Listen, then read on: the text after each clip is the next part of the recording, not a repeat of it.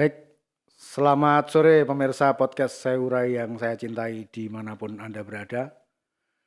Beberapa pekan podcast Saya Urai tidak on air, tapi saya tetap bersyukur karena pada sore hari ini saya kembali bisa hadir di tengah-tengah panjenengan sedaya, teman-teman semua untuk kembali menyaksikan podcast Saya Urai. Di podcast-podcast sebelumnya, saya selalu menghadirkan tamu-tamu atau narasumber yang luar biasa hebat. Juga pada sore hari ini. Pada sore hari ini saya kedatangan tamu. Ini juga seorang relawan sejati kalau saya bilang. Karena memang saya sudah beberapa kali menelusuri jejak beliau. Dari di dalam sungai sampai saya ke atas gunung, saya telusuri, ternyata memang beliau hebat. Saya perkenalkan tamu saya pada sore hari ini, Pak Arif Musa. Selamat sore, Selamat salaman sih, ben sah sebagai tamu saya. Monggo Pak Arif Musa, ini seorang relawan seperti apa? Monggo panjenengan perkenalkan terhadap kawan-kawan podcast Saya Urai yang sedang menunggu penantian panjenengan nih. Apa sebenarnya tamunya Saya Urai kali ini? Monggo silakan. Oke. Terima kasih. Sebelumnya salam semangat dan salam sehat untuk semuanya. Yang jelas kalau yang seperti yang disampaikan Pak Ringo tadi, saya seorang relawan, tapi sebenarnya saya tidak pernah berniat menjadi seorang relawan karena hanya relawan kepepet berarti. Jadi saya hanya sekedar melakukan apa yang saya suka sesuai hobi gitu. Yang memang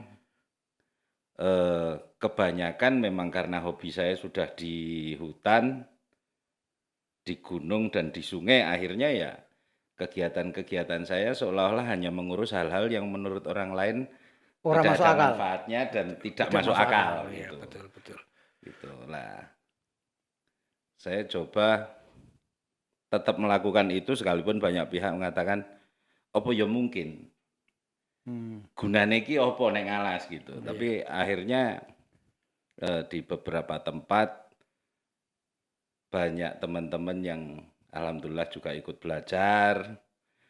Mereka ikut membantu, bahkan ada yang mencoba melakukan hal yang sama, yang ternyata itu memberi inspirasi juga ke banyak pihak untuk bisa mengubah sesuatu yang tidak ada manfaatnya menjadi sesuatu yang bermanfaat untuk banyak orang. Gitu. Baik, pemirsa.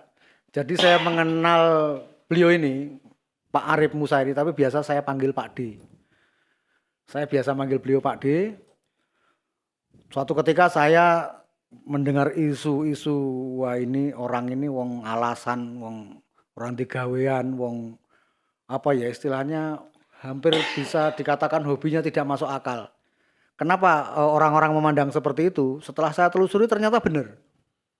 Saya temukan dia ini di tengah hutan di daerah Gunung Gandul. Awalnya saya penasaran, akhirnya saya temui juga beliau di Gunung Gandul dengan dengan situasi yang wong jenenge di alas ya seperti itu. Itu artinya beliau ini membangun lebih tepatnya memanfaatkan lahan ya Pak dia. Yeah. Memanfaatkan lahan yang mangkrak menjadi sebuah tempat yang indah, kemudian bisa diakses, kemudian bisa menjadi tempat edukasi juga terhadap adik-adik, terutama anak-anak sekolah tuh yang pengen ngerti tentang alas. Nah ini ternyata Pak D Musa ini ahlinya, begitu ya Pak D ya? Kebetulan lebih dulu tahu, bukan masalah lebih ahli. Lebih dulu tahu alas. Dulu tahu tentang hutan. Tapi saya yakin teman-teman suatu saat juga akan sampai ke titik itu juga. Jadi sumbernya ini begini pemirsa. Saya mendengar seruing-seruingan kalau Pak D Musa ini membangun alas itu dengan biaya sendiri. Artinya bukan membangun alas itu menjadi biaya sendiri, bukan. Artinya untuk membangun suatu tempat wisata yang beliau kelola ini dengan kocek sendiri. Nah ini yang saya heran dari seorang Arif Musa ini. Nah itu latar belakangnya apa Pak? Supaya kok jadi gini, aku wis congcongan iki, aku ngetokne duit tak nggone bangun iki wis ora enek investor, tidak mengenal sumber dana dari orang lain gitu. Apa yang mendasari jenengan seperti itu, Pak? Jadi kalau boleh saya ceritakan dari awal itu, dulu tahun 95 saya sempat, asli saya Wonosobo, Oh, asli di bawah Wonosobo. Gunung Sindoro lah. Nggih. Main saya juga di Gunung Sindoro, Sumbing, dan Dieng gitu. Nah, kebetulan tahun 95 saya masuk wilayah Wonogiri, kemudian sempat bekerja di wilayah Wonogiri juga. Masih di lingkup hutan berarti ya? Iya, masih di Oh, lingkup nggih, hutan nggih. juga. Kemudian saya sempat tugas juga di wilayah Gunung Gandul saat itu, tapi juga waktu itu ya benar-benar hanya hutan, bekas tempat wisata lah, bisa dikatakan bekas tempat wisata karena tidak terkelola lagi. Kemudian saat itu saya hanya berhayal bahwa Gunung Gandul itu punya potensi, Ikonnya bisa Wonogiri itu ya? untuk belajar, bisa untuk berwisata. Tapi saat itu kan hanya sebatas hayalan karena saat itu saya cuma pegawai kecil dan kasarannya ki duit nggak punya gitu, duit nggak punya. Kemudian setelah itu sekitar tahun 2001 saya dapat jodoh orang Wonogiri tapi tak gondol ke Wonosobo. Kemudian saya fokus untuk pengembangan terjun di dunia pariwisata. Membangun ikut membuat wahana, kemudian kadang disuruh orang bikin ini itu karena kebetulan bidangnya di masalah safety, jadi untuk spot-spot selfie yang beresiko atau apa kadang-kadang kita ngerjakan. Nah, alhamdulillah dari situ ada rezeki. Terus kemarin tahun 2019 itu saya sudah dapat kabar bahwa Gunung Gandul butuh orang yang mau mengelola. Waktu itu saya belum punya bayangan bahwa saya mampu pulang ke Wonogiri. Karena kebetulan kesibukannya lebih banyak di daerah barat. Nah, akhirnya setahun yang lalu, itu entah kenapa istri pengen pulang ke Wonogiri. Akhirnya saya putuskan, kayaknya Wonogiri, saya langsung ingat Gunung Gandul. Udah, Gunung Gandul coba saya kelola seperti apa. Walaupun saat itu juga saya masih bingung, saya hanya modal dengan alat yang saya punya, ning duit ya ora duwe. Tapi saya berpikir gini, hutan pasti sudah menyediakan banyak hal. Jadi mungkin tidak perlu banyak biaya yang harus dikeluarkan. Walaupun sebenarnya masih banyak juga yang harus dikeluarkan. Akhirnya saya pulang, saya lakukan riset itu selama 3 bulan mempelajari monyet, karena masih banyak monyet di sana dan isunya memang mengganggu orang. Iya, iya, Tapi iya. sebenarnya monyet itu juga tergantung manusianya, tidak melulu bahwa mereka yang mengganggu, tapi penyebabnya juga dari manusia. Nah, setelah saya pelajari ternyata di Gunung Gandul banyak pelanggaran yang dilakukan. Pelanggaran dalam arti begini, pemburu bebas masuk. Sehingga ekosistem yang di dalam, hewan-hewan, kemudian tanaman, pemburu itu tidak hanya pemburu hewan, ternyata pemburu tanaman langka pun pada masuk di Ya, ya. sana dan berburu tanaman. Nah, akhirnya karena saya merasa saya sudah pegang izinnya, alhamdulillah dari Perhutani mempercayakan untuk pengelolaannya ke kami, akhirnya saya memberanikan diri membendung orang-orang yang suka berburu tanaman dan hewan di situ. Ya walaupun memang banyak sekali pro dan kontra karena yang tadinya tempat sudah Bebas dianggap ya. bebas, akhirnya terus dibatasi pasti kan akan ada gejolak. Betul, Tapi betul. alhamdulillah dengan pendekatan yang ya lumayan alot juga awalnya, tapi alhamdulillah sekarang sudah bisa terkondisikan. Setiap pagi ayam malas juga sudah pada kluruk kalau pagi itu bersaut-sautan, burung-burung juga sudah berkicau dengan enaknya, tanaman juga sudah aman lah, tidak seperti dulu. Kemudian untuk menghias hutan itu sendiri, saya mencoba mengajukan ke perhutani bahwa kita diperbolehkan menggunakan tanaman-tanaman yang sudah mati Untuk untuk membuat membuat gazebo, untuk kemudian membuat apa namanya ornamen-ornamen ornamen supaya yang tempat di itu tempat nyaman itu ya. Oh, dikunjungi siap, gitu. J. Jadi kan saya berpikir dengan itu kan saya mungkin lebih minim mengeluarkan Nah, biaya. betul. Akhirnya saya coba dari kayu-kayu yang sudah mati, yang sudah agak tertimbun tanah dan lain-lain, kita gali lagi, kita Dimanfaatkan. manfaatkan. Nah, dari perhutani boleh mengizinkan, asal intinya Tidak adalah menebang. tidak menebang dan kayu yang memang sudah mati di situ tidak keluar dari hutan. Karena ternyata sebelumnya itu memang banyak masyarakat yang berburu kayu mati dan itu diperdagangkan di luar. Nah, itu pun juga menjadi pro dan kontra, seolah-olah kami rebutan dengan masyarakat. Tapi kan karena kami merasa lebih berhak dan kami memang yang pegang izinnya, jadi kita batasi untuk masyarakat dan kita coba itu kita manfaatkan untuk pembuatan ornamen di situ. Nah, sebenarnya kami belum pingin Gunung Gandul itu banyak dikunjungi orang. Loh, kenapa Pak Di? Di sisi lain panjenengan kan membangun itu untuk dikunjungi orang. Ya, Karena memang panjenengan setiap hari panjenengan create di Gunung Gandul supaya lebih indah, supaya lebih rapi dan segala macam kan endingnya supaya orang banyak berkunjung. Lah ini kok malah bertolak belakang supaya tidak dikunjungi itu maksudnya pripun? maksud Harus saya diperjelas ini Pak Di supaya paham Pak Di. tidak segera dikunjungi banyak orang dulu. Maksud saya begini, karena kalau boleh kami sampaikan bahwa hayalan saya terlalu liar tentang Gunung Gandul. Jadi Artinya bahwa sekarang ini belum siap gitu maksudnya. sekarang ini yang baru saya gelar itu sekitar 30% dari apa yang saya hayalkan gitu. Nah, Iya. saya itu wateke pengennya bekerja dengan tenang. Jadi maksudnya jangan banyak yang berkunjung dulu, biar saya kerjakan dulu. Nanti kalau sudah Rapi baru monggo silakan gitu ya. datang gitu. Maksud saya pengen benar-benar ketika mereka datang ke Gunung Gandul merasa nyaman, merasa terinspirasi. Tapi kalau masih berantakan kan saya takutnya ada yang merasa kecewa. Nah itu Betul. Pak D, tadi di awal panjenengan sampaikan bahwa ya jenenge di hutan, artinya hutan kuwi gangguannya tidak hanya manusia, namanya juga hutan. Kan banyak hutan, pasti kan ada banyak penghuni lain seperti hewan-hewan buas lah gitu. Dan memang terkenal di Wonogiri ini, Gunung Gandul ini memang dari zaman saya mengenal Wonogiri sekian puluh tahun yang lalu, memang di Gunung Gandul ini terkenal dengan habitat kera ya Pak Di. Habitat kera. Nah, untuk mengantisipasi hal ini Pak Di, itu gimana cara jenengan? Karena memang sebagian orang kalau namanya kera ini bukan gila nih, Neng. Saya pribadi ya wedi sama kera ini. Nah, ini antisipasinya gimana Pak Di?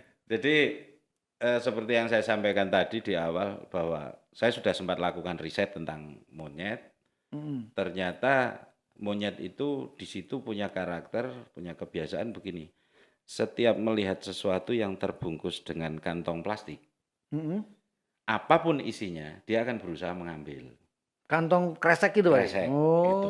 Makanya selalu saya peringatkan bahwa setiap tamu yang datang jangan membawa bekal yang menggunakan kantong kresek.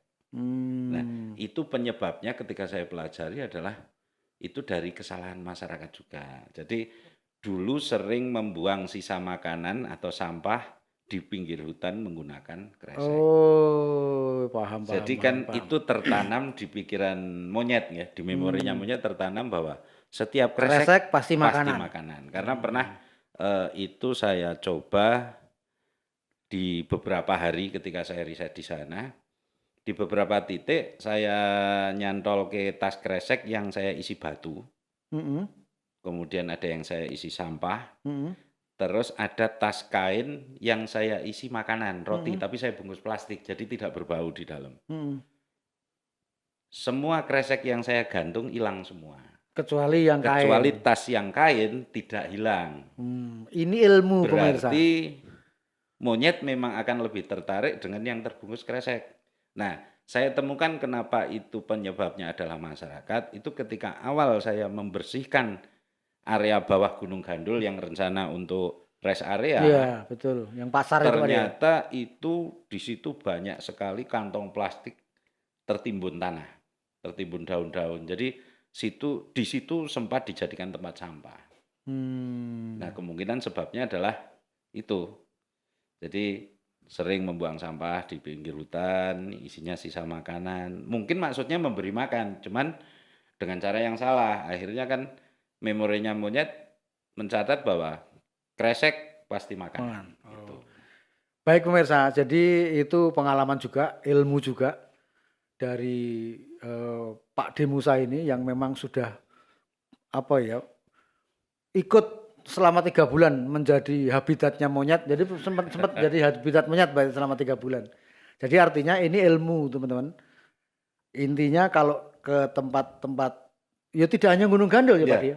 Hampir Tempat di hutan semua berarti ya. tempat wisata atau hutan itu karena kebiasaan manusianya juga sama, jadi akan lebih baik ketika membawa makanan atau membawa sesuatu jangan dibungkus Kantong plastik. kresek. Kantong kresek berwarna putih atau hitam, pokoknya yang penting kresek. Apapun, yang penting plastik itu pasti akan dikejar. Baik pemirsa podcast Sayura yang saya cintai. Ini ada satu pertanyaan Pak Di. Bahwa saya juga mendengar, tapi yang saya dengar ini saya juga tidak tahu kepastian kebenarannya. Ya. Bahwa di Gunung Gandul atau ya enggak cuma di Gunung Gandul, setiap pegunungan-pegunungan itu kan syarat dengan mistik Pak Di. Ya. Nah, sebagai penghuni Gunung Gandul yang notabene pagi, siang, sore, malam panjenengan ada di situ, itu saya paham betul panjenengan tahu dengan situasi ini. Lah ini monggo panjenengan sampaikan ke teman-teman pemirsa podcast Sayurai, apakah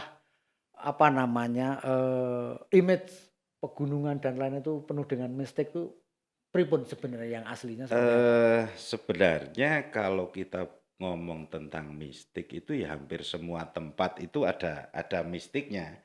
Karena sebelum kita atau selain kita itu entah itu di pasar atau di alun-alun atau di hutan itu tetap ada penghuni lain. Itu mesti. Apalagi di gunung itu mesti. Cuma yang saya rasakan di Gunung Gandul bukan saya meremehkan karena saya meyakini bahwa Gunung Gandul memang mempunyai cerita mistis tersendiri. Hanya saja setiap orang yang dialami itu tentang mistiknya Gunung Gandul kan berbeda-beda. Betul. Akhirnya yang membuat mistik itu semakin melebar, semakin kuat itu kan ketika ada seseorang yang pengen membuat cerita yang agak heroik, akhirnya terus cerita mistiknya ditambah-tambah. Dan itu semakin mengkaburkan cerita mistik yang bersih tentang Gunung Gandul menjadi macam-macam. Sing jare ono gendruwune, ono wewene, ono ini itu, ada ketek putih dan lain-lain. Itu semakin kabur karena ketika saya kejar, saya ajak cerita, saya ajak ngobrol, beberapa pihak itu aslinya juga belum pernah ngalami benar-benar. Yang gua ajak ngobrol itu siapa? Masyarakat yang sempat memunculkan cerita itu di depan saya kan saya kejar. Lah niku ceritanya pripun, bla bla bla bla. Akhirnya mereka sendiri aslinya juga belum pernah mengalami, hanya mendengar dari orang-orang sebelumnya. Tapi kalau boleh jujur saya sampaikan bahwa selama saya ada di Gunung Gandul itu saya belum pernah mengalami hal-hal yang mistik. Karena pada dasarnya memang saya tidak pernah mau terlalu memberi kesempatan hal-hal seperti itu untuk menguasai pikiran saya. Jadi akhirnya kan saya bisa lebih nyaman di hutan. Artinya secara real Pak, secara nyata ada tidak pengunjung Gunung Gandul yang sengaja besok ke situ untuk seperti menggelar ritual atau apa itu sempat ada? Beberapa saya melihat tamu, dia membawa semacam sesaji ke sana, kemudian mencari tempat yang agak tersembunyi, terus dia melakukan ritual sendiri ada. Karena pada dasarnya ketika secara umum saja lah ketika orang ingin berhubungan dengan hal-hal seperti itu kan biasanya seharusnya tidak mesti harus di gunung, di dalam kamar pun Bisa, bisa. betul betul. Cuman mungkin merasa lebih yakin karena rahasianya adalah dirasa yakinnya. Jadi mungkin dengan di tempat yang lebih sepi, lebih apa terkesan mistik atau apa mungkin mereka lebih yakin. Sebenarnya kan doa ke Gusti Allah ya. Mungkin karena saking yakinnya itu cuman mungkin modelnya berdoa beda akhirnya kabul gitu. Akhirnya jadi getok tular ya. Ya, Kono dari sana apa ada yang terkabul sempat gitu ya. juga saya ajak ngobrol dan saya cerita ajak ngobrol gitu. Dia juga sudah ke sana membawa sesaji juga ketika saya tanya ada penyuwunan nggih, Pak? Mboten kula penyuwunane pun riyen alhamdulillah pun kabul gitu. Jadi Oh. dia hanya ke situ hanya untuk memperingati itu atau apa. Tapi yang saya lihat secara umum kalau di Gunung Gandul sebenarnya memang aura mistik ada, tetap ada. Hanya kalau cerita-cerita yang berlebihan tentang Gunung Gandul naik ada yang kesurupan, ada yang diweruhi ini itu kayaknya enggak. Nggak ada ya. Saya nggak pernah menangi dan tapi kalau kita ke sana memang ketika malam kemudian lampu saya matikan semua, itu memang Aura gunungnya. aura gunung dan aura gunung, betul. mistisnya memang kuat banget. Tapi nek sekarang memang agak sedikit berkurang karena sejak saya pasang lampu demi kenyamanan tamu, akhirnya untuk teman-teman yang suka dengan ritual-ritual semacam itu akhirnya terus mencari titik lain yang lebih gelap Tergeser gitu. dengan sendirinya. Bukan menggeser untuk mengusir ya, tapi mereka sudah mulai mencari titik sebelah sebelah punggung sebelah lain untuk digunakan sebagai tempat ritual gitu. Baik pemirsa, itu tadi penjelasan panjang lebar ke pemirsa podcast Seurai terhadap aura mistik dan lain-lain sudah terjawab sudah sama penunggunya ini, penunggu apa namanya Gunung Gandul. Pak Dimusa, ini banyak pemirsa yang memang belum tahu place-nya Gunung Gandul itu di mana Pak Dimusa. Kalau saya lihat memang kalau di malam hari itu view-nya luar biasa sekali. Karena bisa melihat lampu-lampu kota Wonogiri bisa terlihat semua dari Gunung Gandul ya Pak Di ya. Ya. Nah itu panjenengan sampaikan ke pemirsa. Barangkali ada yang penasaran dan pengen berkunjung malam dan malam sampai jam berapa ditutup. Paginya mulai dibuka jam berapa monggo panjenengan sampaikan ke Oke. pemirsa. Jadi untuk Gunung Gandul untuk ini sebenarnya masih bulan-bulan uji coba kunjungan selama 3 bulan sejak Lebaran kemarin. Itu Gunung Gandul dibuka kalau hari biasa hari Senin sampai dengan hari Kamis itu dibuka mulai jam 8 pagi sampai jam 8 malam. Senin sampai Kamis. Senin sampai Kamis. Khusus untuk malam Sabtu dan malam Minggu sampai Minggu sore itu kita ulur untuk pembukaannya itu mulai jam 8 sampai jam 11 malam. Terkecuali ada yang reservasi untuk camping atau pengen lihat sunrise gitu, pagi bisa menghubungi kami bahwa pengen lihat sunrise di pagi hari gitu. Jadi setelah subuh sudah bisa kita bukakan gerbang untuk masuk karena sunrise-nya juga bagus. Sunrise-nya terlihat juga Pak De? Terlihat dari sunrise puncak sunset terlihat. Sunset terlihat banget dengan di situ ada view Gunung Gajah Mungkur, terus Waduk Tandon, terus sunsetnya juga di atas Gunung Gajah Mungkur itu bagus banget. Hanya memang kami masih di tahap untuk pemasangan safety di puncak karena kebetulan kan penampang lebar puncak itu hanya sekitar 6 kali 5 meter dan itu cukup riskan. Jadi kita masih pengen memasang safety semacam pagar di atas supaya tamu merasa lebih nyaman. Siap. Itu yang sedang kita upayakan gitu. Itu pemirsa yang penasaran dengan Gunung Gandul, silahkan datang Gunung Gandul, nanti ada Pak Dimusa di sana. Kalau mau lihat sunset, monggo, mau lihat sunrise, monggo. Untuk pemirsa podcast Seurai, terima kasih hari ini sudah mengikuti podcast Seurai. Jangan lupa ikutin channelnya Seurai terus, subscribe, like, komen, dan share video ini ke teman-teman yang lain supaya kita bisa berbagi informasi, kita bisa menjalankan podcast terus, selalu memberi informasi yang terbaik buat pemirsa podcast Saya Urai. Akhir kata, karena ini masih bulan Agustus ya, saya ucapkan salam kemerdekaan. Terima kasih Pak Dimusa telah hadir ke podcast Saya Urai. Sama-sama.